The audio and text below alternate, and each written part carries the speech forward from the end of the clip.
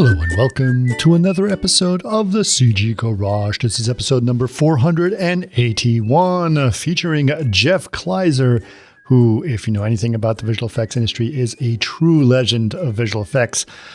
Jeff, of course, founded, along with Diane Walczak, the Kleiser Walczak back in 1987, and has been sort of at the threshold of visual effects for a very, very long time. In fact, he worked on the very original Tron, and we talk about in detail about what that was like, which is kind of an incredible story. But he's done an enormous amount of work on some very big and classic visual effects movies back in the day, like Stargate and Flight of the Navigator and Judge Dredd and much, much more. I mean, Kleiser Walczak and Jeff had been sort of living in Western Massachusetts for a long time, and that was all sort of part of his relationship with Doug Trumbull, and it was really sort of interesting to hear some of that story as well, and sort of how sort of Massachusetts became sort of this strange epicenter to visual effects as well. So really cool to talk to him about that. We also talk about his relationship with his brother, Randall Kleiser, who actually was the director of the movie Grease, that apparently Jeff was a part of in the background at some point. But he's now working again with his brother, and he's working on a very special film about heroic teenage girls in Amsterdam in World War II, which they're getting off the ground and sort of starting very soon. And really interesting to hear about that. And I'm very much looking forward to hearing more about what that feature is going to be like. So really great to have Jeff on. Like I said, a true legend of the visual effects industry, and really interesting person. I do want to mention a couple of things. One, I'm sorry, my apologies for not having the podcast out last week. Unfortunately, we had a couple of events that made it impossible for that to happen. I do also want to mention that, we were supposed to have I know some of you know about a short film that we've been working on for quite a while, which has basically been a test bed that we've been working on for Project Arena, and very excited about that. That also has been a little bit delayed, but I can tell you that it is going to be coming out very shortly, within the next few weeks, and we are very, very excited about the release of that short. So keep an eye out for it. It is something that I have personally been working on for a long time, but it's been part of the Chaos Innovation Lab's development, and super, super exciting to see, and really, really cool. Speaking of which, if you guys are interested in learning more about our virtual production efforts, and you want to know more about Project Arena, you just go to chaos.com/virtual production, and you'll know more about that. And if you happen to have or involved in virtual production, you have a stage that you work with, and you'd like to sort of showcase, try to find out if you can be part of our efforts to test things out, just drop us a line there on that page. Again, that is chaos.com/virtual production.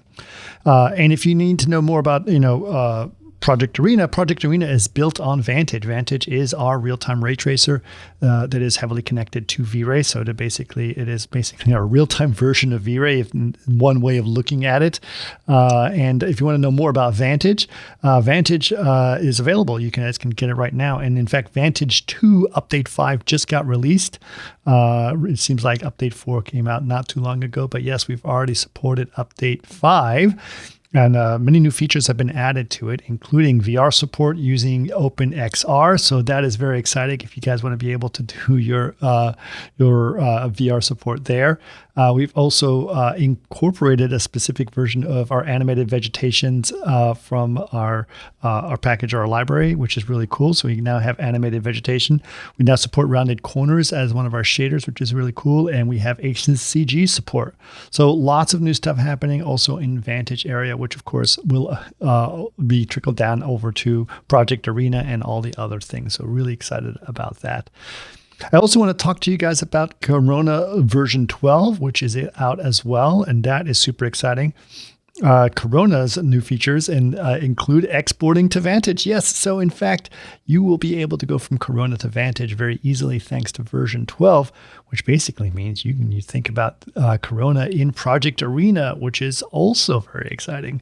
Amongst other things, we've also added scattered instance of a brush to Corona 12, curved decals, and Virtual Frame Buffer 2, which is really exciting, including a Corona EXR or CXR files that are going straight to the editing in our Corona image editors. So if you guys are interested in more about that, just go to chaos.com and find out more about all the cool updates to our products there. Again, that is at chaos.com.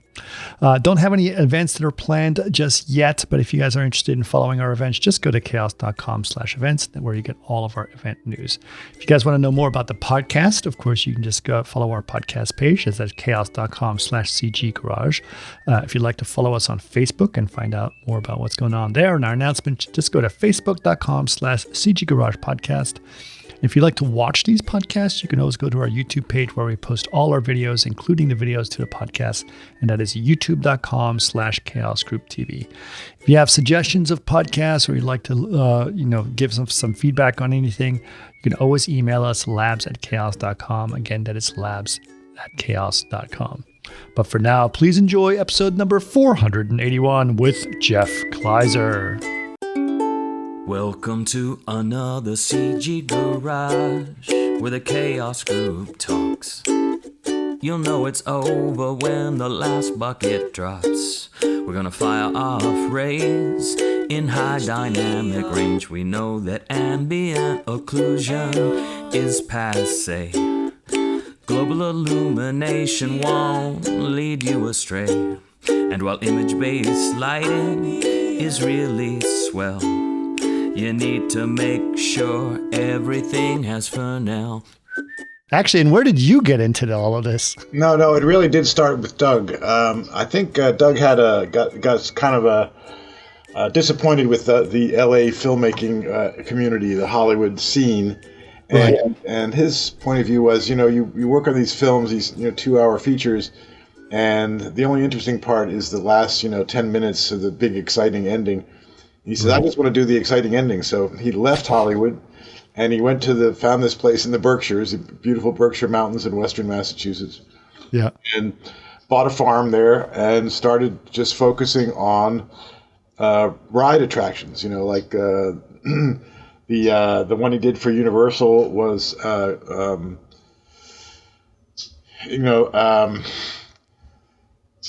it was the Not Close Encounters. What was it?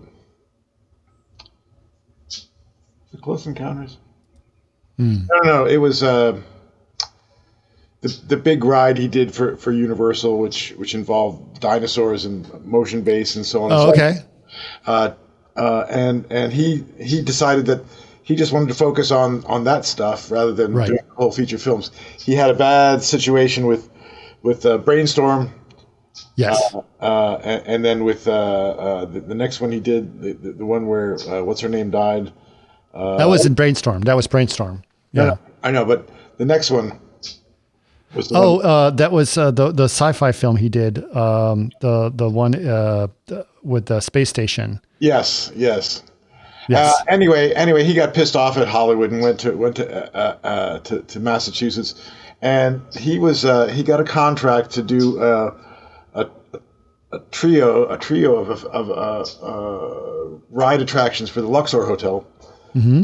And he was traveling around Los Angeles looking for people to help him because although he had lots of experience at using computers to control cameras and shooting live stuff, he didn't really have any computer-generated experience.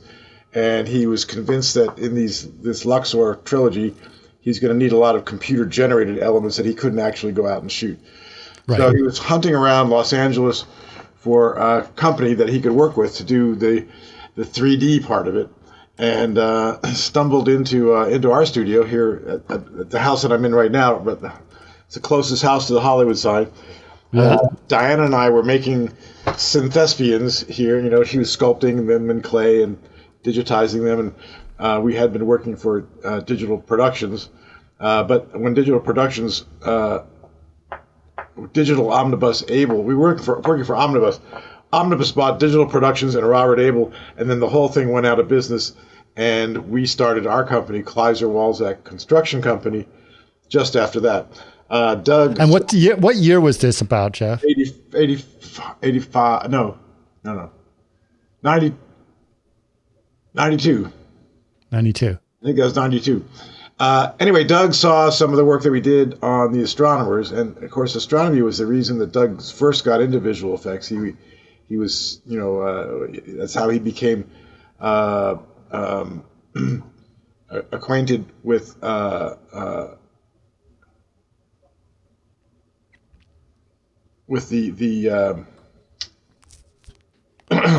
Probably got on 2001, right? On 2001, right? Kubrick and Doug became good friends, and Doug was doing, cosmic simulations for Stanley, and so Doug was traveling around Los Angeles trying to find a company to work with. He went to Rhythm and Hughes, and he went to Metrolite, and probably IOM. Traveling around, he came to visit us. It turns out he came to visit us on the day of the riots in Los Angeles. Oh wow! And we showed him some of the work that we had done and so forth. And he said, "Well, this looks great. You guys would be great to work with me." And I said, "Well, Doug, there's no way we can do it from afar. At this point, the internet was like really super slow. Sure, so we couldn't be sending anything significant back and forth." I said, "But we can hire a bunch of the right people and get a semi-trailer and buy a bunch of equipment from Ray Feeney and load the truck and come to the Berkshires, wherever the hell that is, and set up alongside you to do the computer animation part in conjunction with your motion control photography." And you didn't have any association with Massachusetts at this time, right? No. This was just him. Yeah. No, okay. No. But, so you were an LA based person from the beginning, right? Well, yes. Diana and I met in New York. I was working at Digital Effects in New York. She was a student in Boston. We met at SIGGRAPH 85 in San Francisco, fell in love, and began seeing one another every weekend. And then we moved to Los Angeles together, and that's when we started our company. Or that's when I was working for Omnibus, and then Omnibus went out of business, and we started our company. Yeah. And then we met Doug, and he came up to the house, and I remember very distinctly we're sitting right out here in the front patio. Doug is facing me with his back to the city. Diana's on my right. I'm here, and Doug says, "Well, this sounds great. Why don't you guys come to Massachusetts and bring your friends and your equipment, and we'll hole up and do this project for Luxor." And I'm behind Doug. I can see two huge things on fire, and it's because it was the day of the riots. And I said, "Yeah, let's go to Massachusetts and get the fuck out of here before they close the airport." Right? So we went. Diane and I packed up. We hired 6 artists that we were familiar with. Ray Feeney loaded up our truck with a bunch of SGI workstations.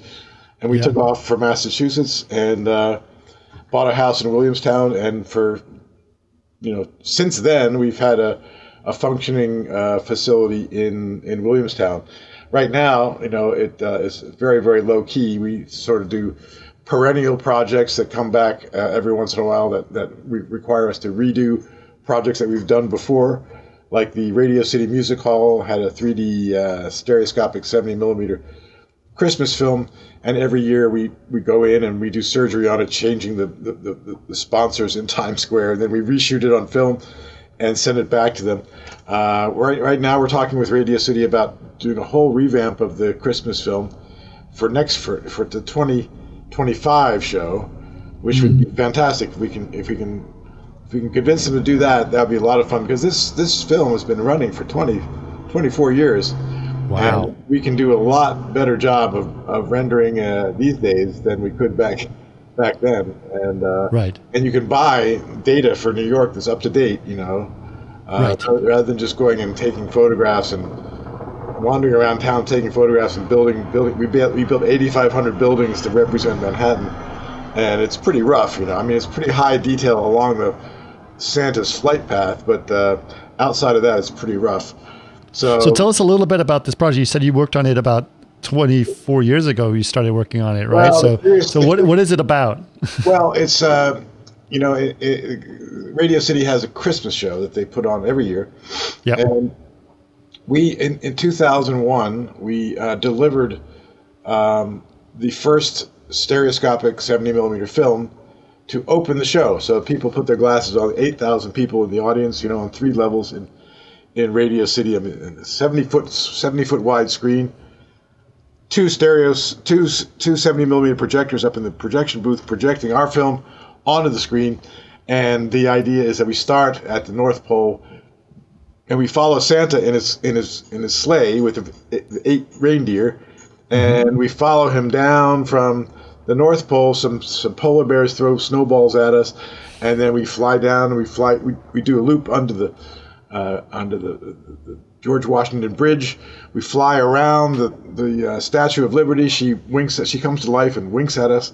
And we fly into Manhattan. And the idea was we were going to fly right up the edge of the World Trade Center and fly over the top of it and then go down into Manhattan and wind up at Radio City.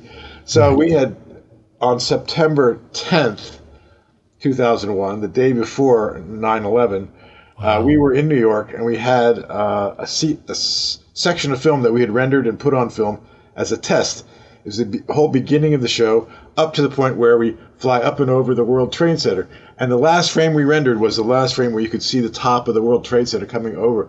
So we showed that in Radio City on September 10th, and the Rockettes were there, and the Radio City staff was there, the Madison Square Garden staff was there, and they all went, "Holy crap, this is fantastic." And they loved it. They just loved it. He was like knocked out. And so that night we said, okay, well, we can either stay in our office on 18th and 18th Street and 12th Avenue, overlooking the World Trade Center, or we could go back to Massachusetts and go home. So we said, let's go back. We went back to Massachusetts. Had we stayed, we would have been standing there in our office watching the whole thing, the whole tragedy unfold. But as a result of coming home, we were on the phone with our producer in New York, who's standing in our office saying, "The World Trade Center's gone." I said, "What do you mean it's gone?" She says, "It's gone. One of them's gone." It's like insane. So we had to then go and reanimate our pathway to steer clear of the World Trade Center. You couldn't have Santa Claus ho-ho-hoing over the World Trade Center anymore. Sure. So we went to we dollied to the right and went under the Brooklyn Bridge, did a loop under the Brooklyn Bridge, and then went into Manhattan, all around through Times Square, spreading glowing sparkles all over the city, going through Rockefeller Center, going around the tree in the Rockefeller Center, pulling up to the Radio City, and then our Santa Claus synthespian jumps out of the sleigh, runs into the doors of Radio City, and at that point in the show, the Santa Claus comes through those doors and into the live audience and starts the show. So it was like mind blowing for the audience. It's been a real hit for 24 years now, and hopefully they'll give us a chance to do another whack at it for next year's show with modern data and modern rendering. Amazing. And that would be a fun project. I would like to do that.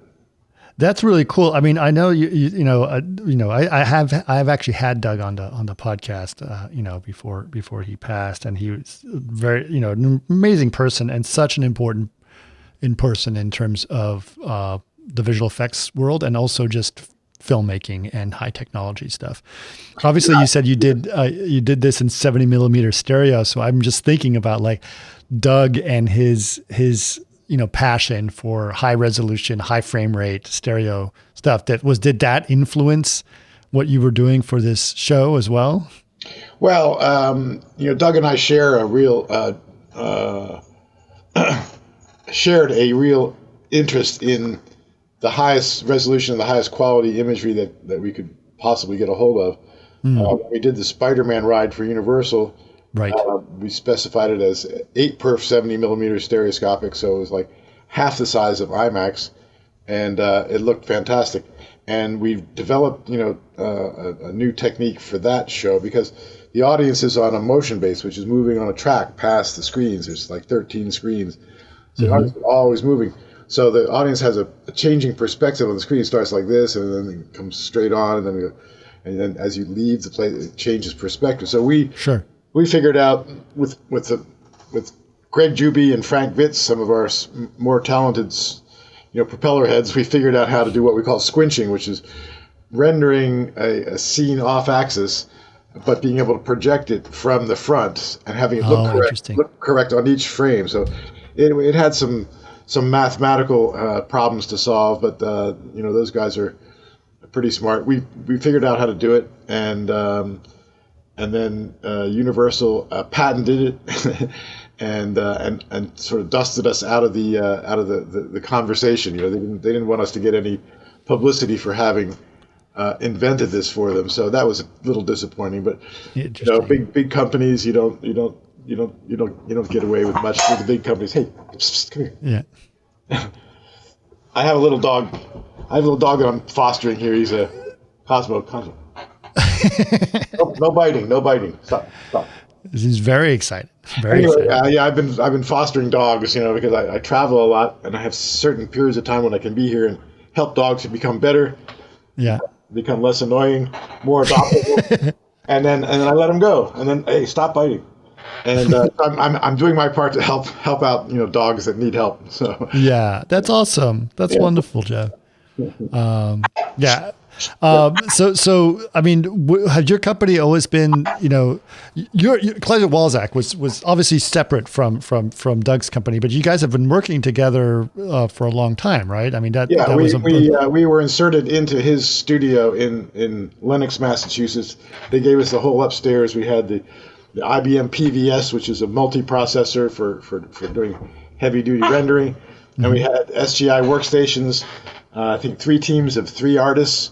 I led one team, then there were 2 other teams of three artists, and that's how we configured ourselves. Doug sold that company to Andy Vanya, okay, and his company, and we stayed on. We stayed with that company. Stop. To do Judge Dredd, which was right. They took over not Centropolis. They took over Doug's facility, the big motion control camera, and our facility, and they went directly into doing visual effects for Judge Dredd with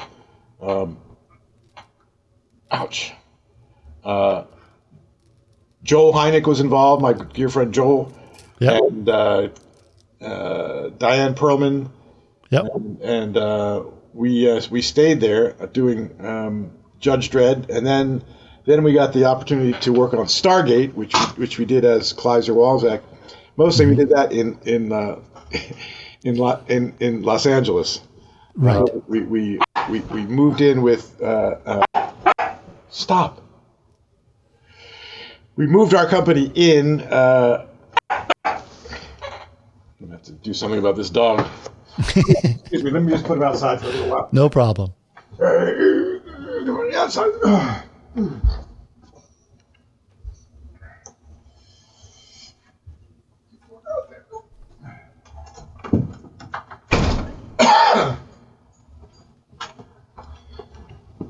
Anyway, Stargate was another big project for us, and we worked with Jeff Oken as the visual effects supervisor on that, and developed a lot of morphing technology stuff for that project.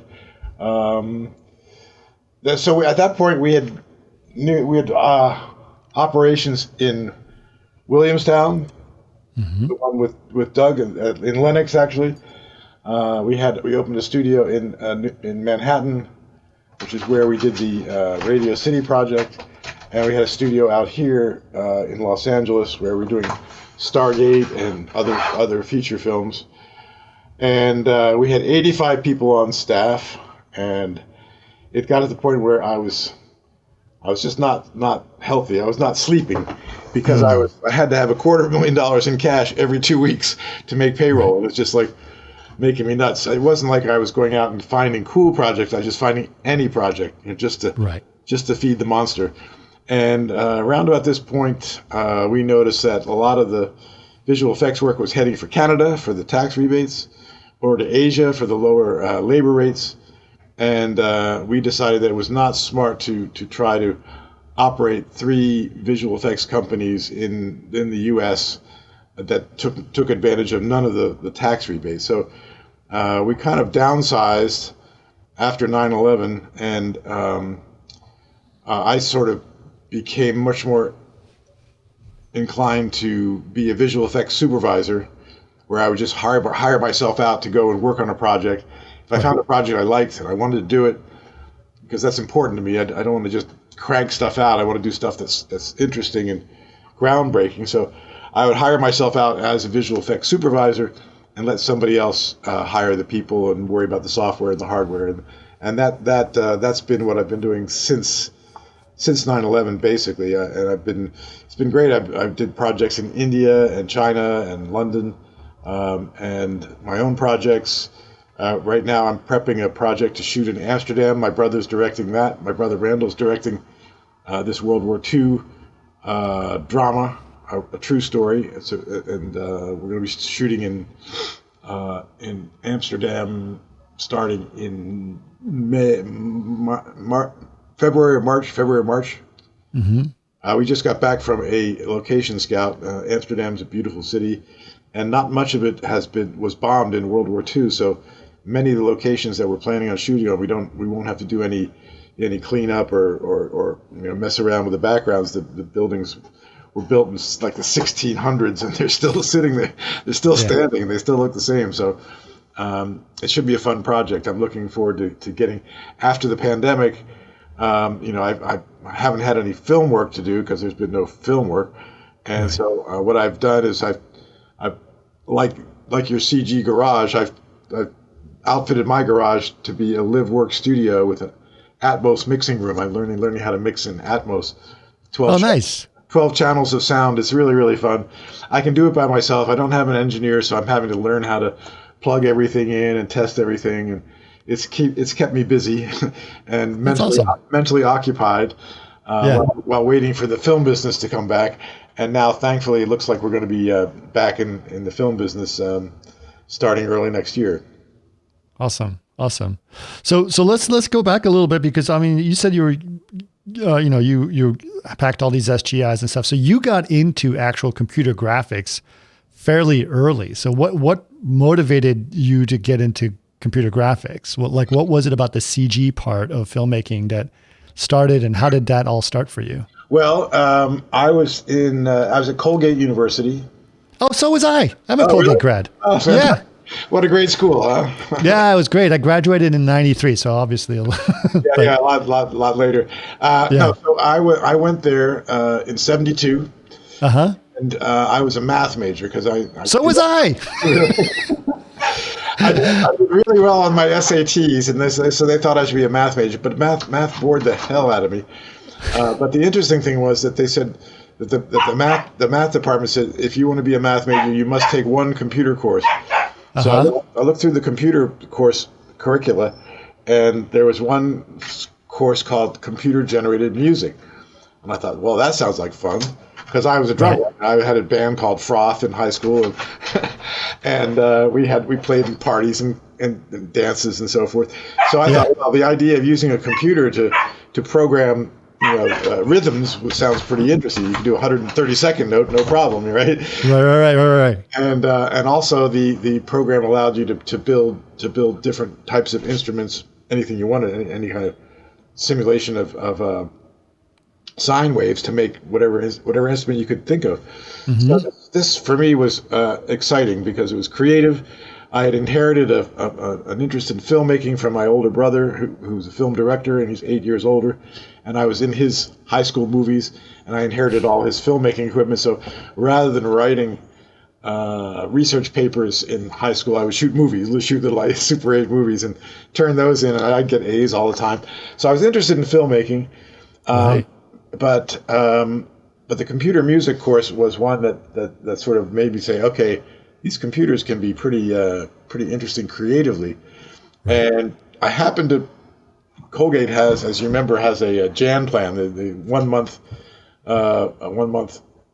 course that you can either take a course or you can develop your own course and go do whatever you want. Yes. If you get somebody to kind of sponsor you. So I found a professor at Syracuse University. No, actually, I found IBM in Syracuse, and they said we will take you for a month and teach you how to be a sales representative for IBM. And I thought, I'm not so sure this sounds great, but it's a way to get out of town and I can learn something about computers, which I didn't know very much about. So I went to Syracuse, and I happened to live one floor below this guy called Judson Rosebush. And Judson was a professor at the Newhouse School of Communications at Syracuse University, and he was making movies with computers. And one day I went upstairs to see his movie, a 16 millimeter film. It was like a bunch of line drawing that he'd shot off of an ENS monitor or an IMI monitor, and then colorized with filters on an optical printer, and just made this sort of mandala-like film. And I went, holy shit, this is fantastic. This is what I want to do for the rest of my life. And I made, coming down the steps from Judson's place to my apartment, it was like a light bulb over my head, and I said, this is it. Computers and filmmaking, let's do it. And and then Judson and I and about 6 other guys from Syracuse formed Digital Effects in New York in 1978. They wanted to form it in Syracuse, and I said, no, guys, there's no way it's going to work. We've got to be in New York where the advertising agencies are. If we're going to get any work at all, we've got to be right there. We've got to get them by the throat and force them to see this new technology. And got to be next to Madison Avenue, right? So we all went to New York and started Digital Effects in 1978. And, we worked on Tron. We're one of the 4 companies to work on Tron. We're one of 4 companies in the world practically that could put high resolution imagery onto 35 millimeter film. Yeah. The way we did it was ridiculous. Initially, we had a Tektronix 4013, green vector display in our office in New York. We had partnered with a guy named Moses Weitzman who ran an optical effects company. We put our workstation in there, and we had a 1200 baud modem to Bethesda, Maryland, where there's an Amdahl 460 supercomputer. So we would run APL animation files to create the animation. APL is this ridiculous programming. I don't know if you remember it, but it was one of those crazy languages, all parentheses and super ridiculous. Sure. So we would actually do the 3D calculations in APL. Those calculations would go over to an IBM 370, where a Fortran program would do scan conversion to change those 3D polygons into 2D scan conversions. Sure. That would be written onto a magnetic tape and be sent to Los Angeles, where a company would put Triple I would put it on a Stromberg Carlson 4013 film recorder and shoot each matte out as a single frame, a black and white film. That film would be processed and sent to New York, where I was at the optical house. I would take that, and each frame would be like, if there's like 6 colors, there'd be color 1, 2, 3, 4, 5, 6, and then frame 2, color 1, 2, 3. So I had to optically go and de-integrate all those mattes, so I could have rolls of film for each color, and then put it on an optical printer with a color filter, and shoot it onto color stock. Take it down to Technicolor, which is on the 3rd floor of that building. Yep. And in the morning, we'd have a piece of a negative and a print that they made from the print, put it on our moviola, we could see how fucked up it was. And then you go back. Then you go back to the Tektronix 4013, which could send us 1 polygon per second. So you imagine 1 polygon. Wow. So you want to see a whole scene of 6,000 polygons. It takes an hour, and then you have to say, okay, now how's this thing going to animate for this commercial? It was mind-bogglingly slow and uncomfortable. Anyway, after that, we got a contract with Tron.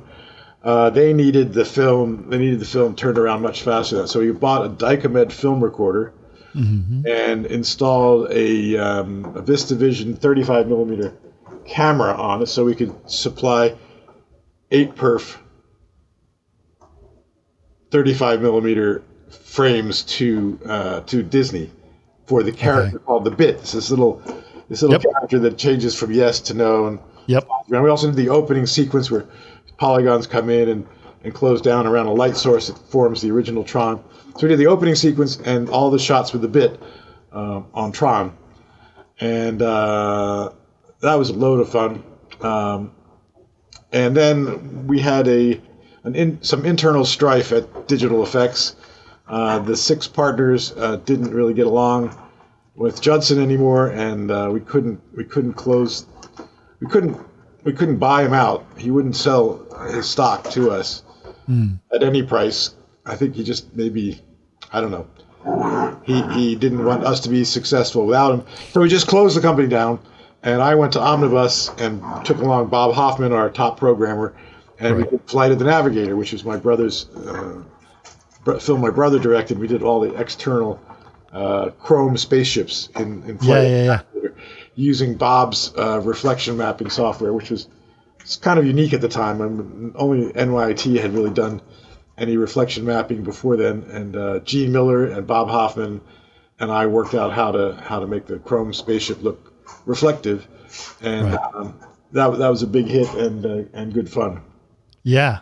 I mean, the Tron is such an important film, obviously, in the world of computer graphics. And it's obviously, it was actually really well received when it came out. I remember watching not long ago the Siskel and Ebert review of Tron, and they were just blown away. It was really cool to watch that. And it didn't make a lot of box office though initially, right? It did not, but it was impressive, and it was still an important film. And listen, this is a time when some of the most important films were not necessarily big box office. Like Blade Runner is a very important film and somehow did not do well at the box office. But it opened everybody's eyes to a new technology. 100%, right? Yeah. And I think the other thing that was impressive about it is that, you mentioned how small these polygons were for a good reason, right? You can't put like millions of polygons on the screen at that time. No. But you had still, even with such low polygons, you had incredible designs, right? And wasn't Sid Mead involved in some of the designs of these things? Sid was involved, and Richard Taylor was involved. They were very, very clever about how they designed those sequences so that they wouldn't cost an arm and a leg computing-wise.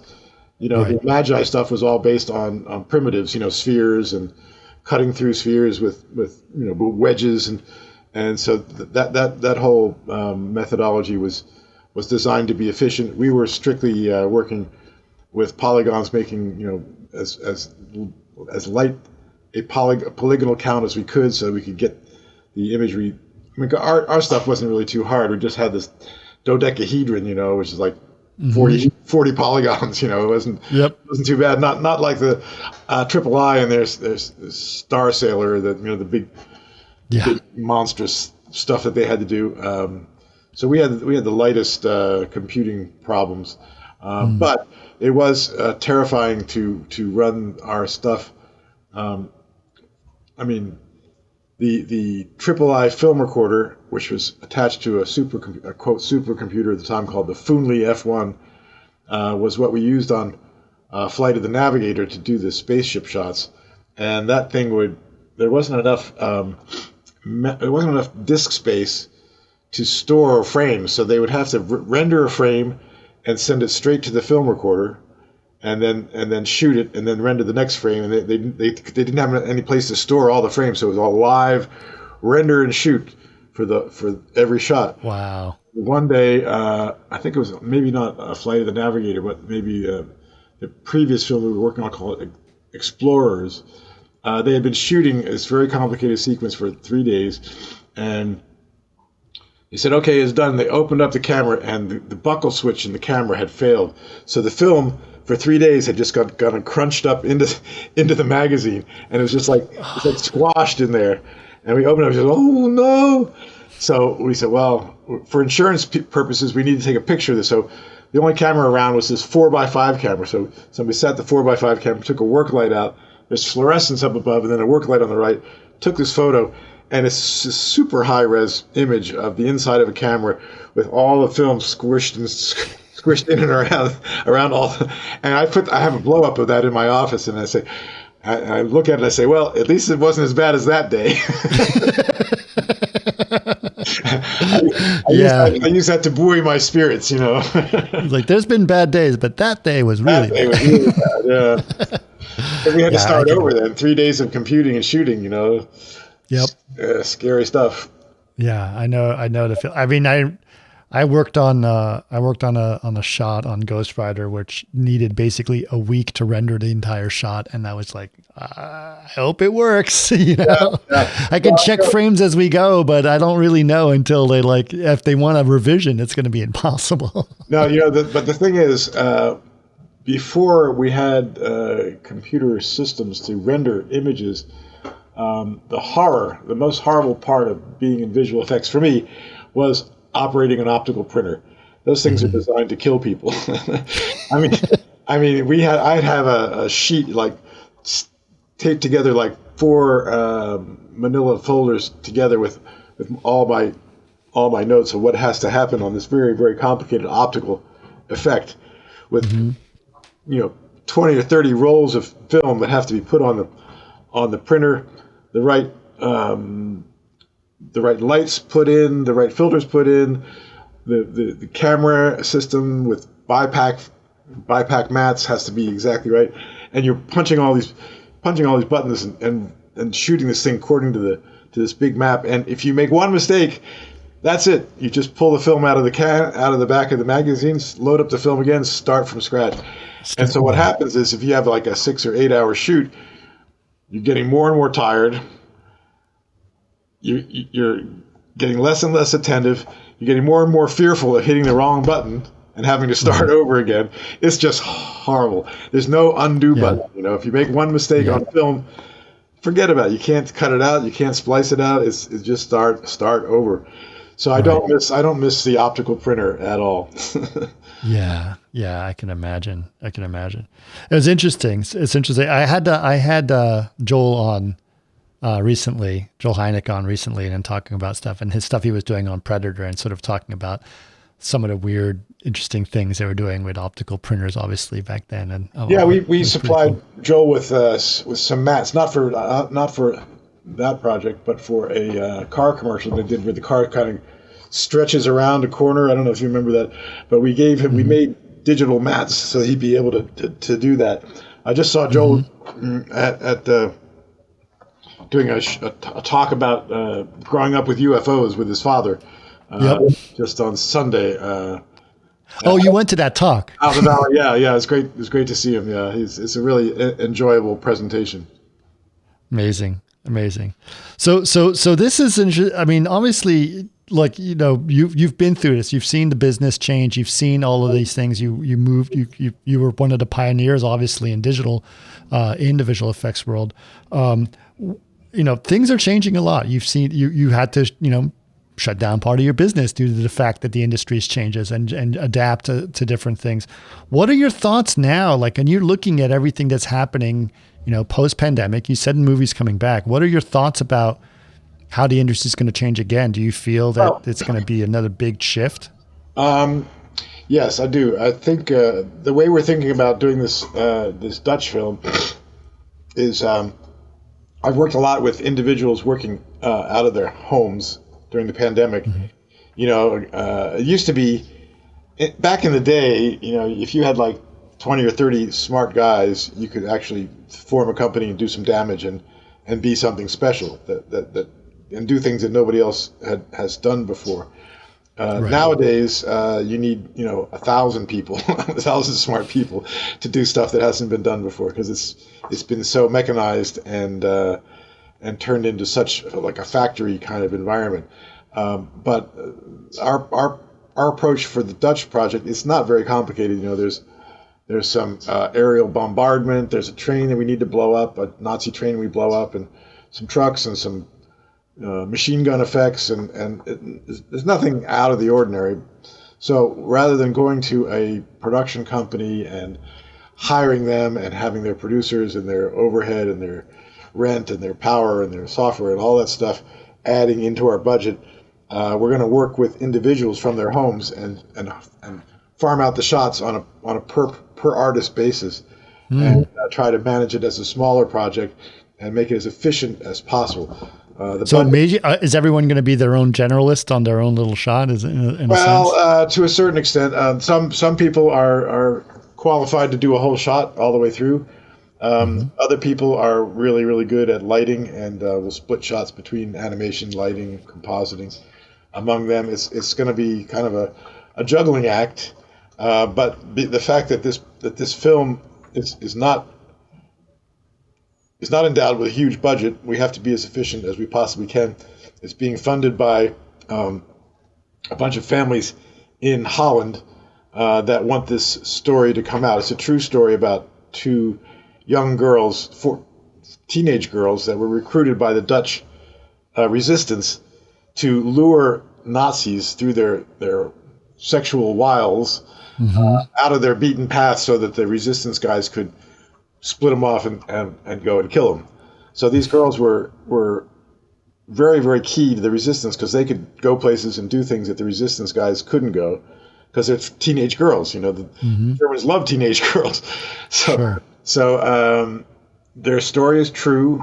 Their story was kept under wraps until about sometime in the 1980s because they were fearful that the families of the German officers that were killed would seek retribution against these women who were still living in Holland. So their story, there's only a book that was written, I think, in the 1980s or sometime, that their story became public. And now, finally, we're going to make a movie about their heroism and tell their story. So I'm really looking forward to that one. And my brother's a perfect director for pulling these kinds of performances out of young actors. He's very, very good with How many of your brother's films have you worked on? Let's see. I was in Greece as a female impersonator. Really? Well, not really. I was on set during the gymnasium sequence, but my hair was halfway down my back, because I was a hippie in college. Okay. And for which film is this? Greece. Oh, for Greece. Oh, okay. Yeah. So Randall said, "Oh, look, just go sit over there in the bleachers and face the other way. You can be a female impersonator." Amazing. I can in Greece. I can see in the back of my head in certain shot when they're first coming into the gymnasium for the sock hop. I can identify myself. But then I worked on Flight of the Navigator. As I mentioned, we did all the exterior spaceship shots for that film. He did a ride attraction called Honey, I Blew Up the Kid. We did effects where the kid increases in size, and did a bunch of other. We did a sequence where a kitten turns into a cat, turns into a lion, swipes at the camera, transforming from each of these cats from one to the other using a morphing technology and Diana sculptures. And I worked on a film he did called It's My Party. We did a short sequence where one of the actors in the film needed to appear to be dying of AIDS, and his face needed to look skeletal. And you can't really do that with makeup. You can add things on, but you can't really subtract things. So we scanned his face, and then using wavefront modeling, we were able to pull his cheeks in and make his eyes sunken and pull his throat in and make him look like he's on his deathbed. Sure. And then I worked on another film with Randall, which was, let's see, Defrost. He did a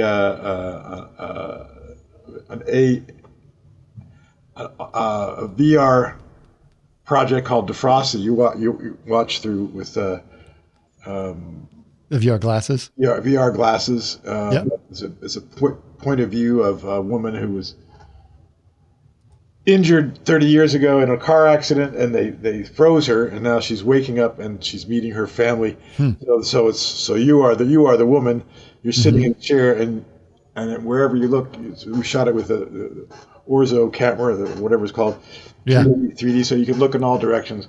And Carl Weathers was one of the actors in it, and it's this whole 12. I remember this project. 12-part 5-minute segments.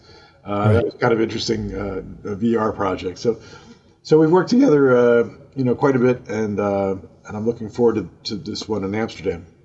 That's really cool. I think, do you think that it's an advantage, that he can, he has an idea and he can go to use, like, my brother's going to figure out how to get this done, or you can say, you guys can work together in that way? Yeah, well, it is interesting, especially nowadays, because all these new technologies are popping up. Yep. And, I've been doing a lot of mid-journey exploration, putting in prompts saying, show me a Nazi officer buying ice cream for 2 teenage girls in World War II Amsterdam. The thing comes up with an incredible picture in like 2 seconds.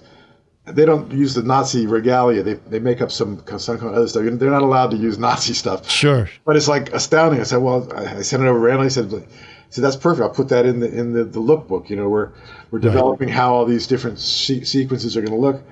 And Mid-Journey is fantastic. I got like 10 different versions of a Nazi train exploding with dynamite under it, falling off the tracks in like a day. And I'm so glad that I'm not dependent on my skills as an airbrush artist, as an art director, because those guys are in some serious trouble with this new technology. And what are your thoughts? What are your thoughts on that? Do you think that, besides obviously some of the concept arts, and I've had conversations with those guys as well, but what are your thoughts on just generally how this is going to change? You've seen many changes. Well, you've seen, like how this is going to change visual effects even in itself. I think, rotoscoping people are going to be have much less to do. It's going to become all very, very routinized and intelligently dealt with. It'd be more, those of us that worry about concepts and making things look the way they should look probably will be continuing to be able to work. I wouldn't want to be in an Indian roto parlor, trying to make my living doing routinized stuff that the computer can figure out how to do pretty easily. The other question, the other challenge we have on this Amsterdam film is we have an actor who's 24 years old, and she needs to appear to be like 14. And that's not a really easy thing to do, make somebody look younger. We did it by hand with Bruce Willis for Surrogates. We went in and painted out his wrinkles and degobbled him, made his chin smaller and made his earlobes smaller and fixed his hair and smoothed out his skin a lot, but it was all done by hand. And nowadays there are lots of techniques popping up that can do it. Not only remove the wrinkles, but also change the shape of the face. I think a 14-year-old girl, the shape of a 14-year-old girl's face is different than a 24-year-old girl's face. Yep. It's smaller, it's thinner. And so we're experimenting with a friend of mine who's developed a program that deals with changing the shapes of faces. So we're testing different AI solutions for de-aging or euthanizing. De-aging, yep. To see what will work best. So it's keeping me lively. It's keeping me, attentive to new stuff that's coming out. I think Resolve has a de-aging component that we're going to look at, and TikTok does as well. I did that on myself, but it's not high enough resolution for film work.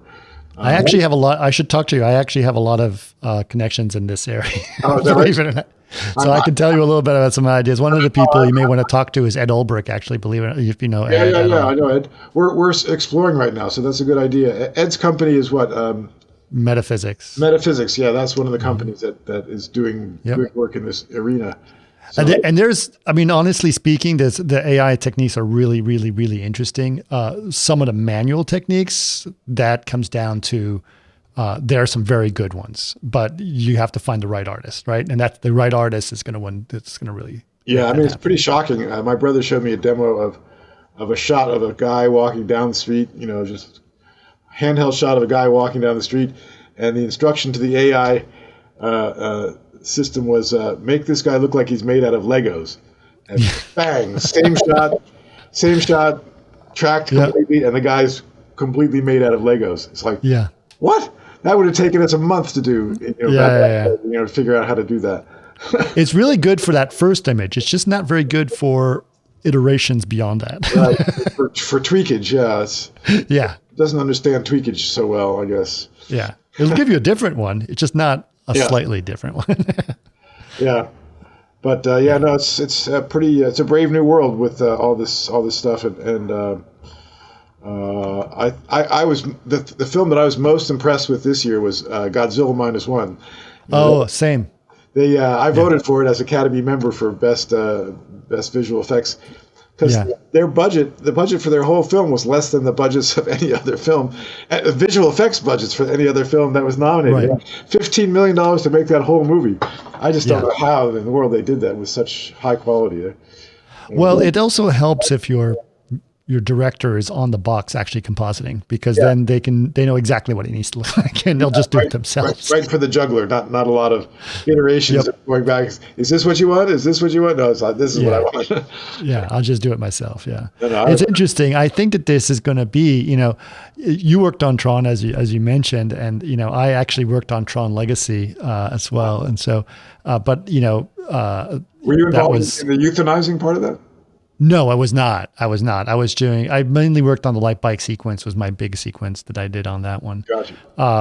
But just the fact that Joe Kosinski, the director of that, like, he actually had a visual effects understanding. Like, he worked in CG before, so he knew a little bit how to communicate as a visual effects person to what they wanted. So it's interesting now that you start to see these directors and these people that are not just like, we'll just let the computer wizards deal with this. They actually know how to use the tools in some ways, and they're just asking for specific things, right? Right.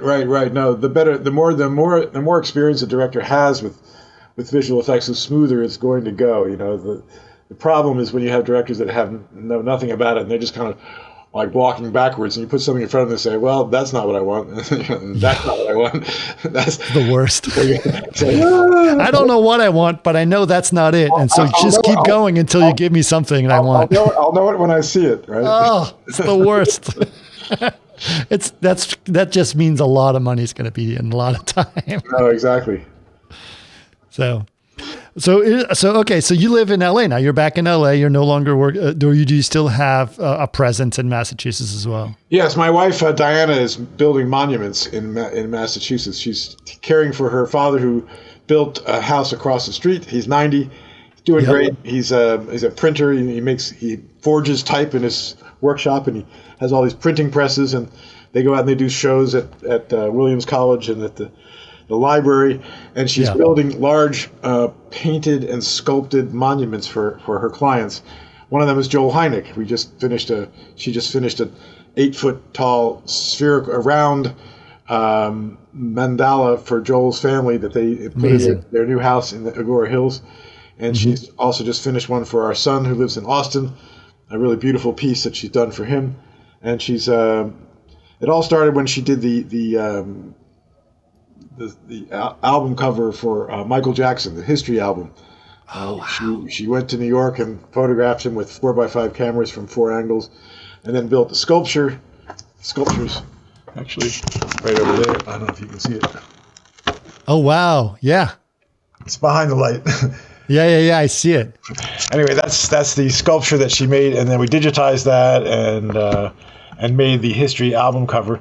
And that's when she started thinking, as an artist, maybe I can make monuments for people. And so she's now talking with clients about people who have big white walls in their houses. They want to do something special for their family that they can keep forever and take with them when they move. And so she's in the business of building monuments to celebrate whatever. That's amazing. But the problem is, where she's there and I'm here, and I can't. There's no work in Massachusetts any longer since Doug passed away. Right. And there's really nothing happening there. So, and I'm working with my brother out here. So I'm out here, she's back there. We flop back and forth frequently and try to make the best of it. Yeah. Well, it's kind of an amazing.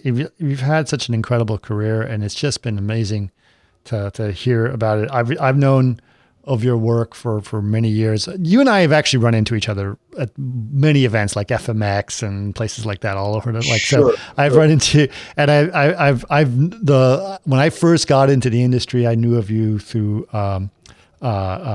Pat Finley, who I think you work with you over in Massachusetts as well. Brilliant artist. I love his work. Yeah, he's a great guy, really cool guy. So I've always wanted to talk to you about this. Like, I wonder what Jeff Kleiser is up to, And so when I ran into you at Paul's birthday, I was like, oh, let's see if he can get on a podcast and tell us a little bit about stuff. So it's very exciting. So your project in this Dutch film you're working on, it is a Dutch film, right? It's a Dutch production. The company is American. It's being funded by Dutch families. There's like 14 or 16 Dutch families that are putting up the money to tell this story. They're very, very proud of these girls and their story, and they want to make it. You want to publicize it because nobody knows about it. It's been under wraps for so long. But the company is is called Pearl Pictures Productions. It's based here in Los Angeles and in The Hague. We have an office in The Hague, but the producer Zachary Weckstein lives primarily here, and he and Randall and I are working together on making this film happen. Well, along with when do you guys start shooting? Caleb Deschanel is our cinematographer. Oh, I love Caleb. He's fantastic. Yeah, we went on a location scout in Amsterdam with him and Randall and Zachary and toured all around the canals of Amsterdam on a boat owned by the king of Amsterdam's son, the Prince of Amsterdam, took us on a boat ride through the canal, which is kind of a blast. And we're very, very excited about doing that. Awesome. Well, that's really, really exciting. Really exciting, Jeff. You guys are starting to shoot soon. So when is it expected to come out, or do you guys know around 2025 or so, or? I would say late 2025, yeah, because we're going to shoot in the spring. It's not a complicated post schedule. I think we'll be 60 days in Amsterdam in March and April, or maybe April and May, and then hopefully released by the end of the year. Okay, awesome. Well, definitely looking forward to that. Looking forward to that. Well, thank you so much for being on. These incredible stories to hear about all the stuff you've done and Chris, your career. It's been my pleasure.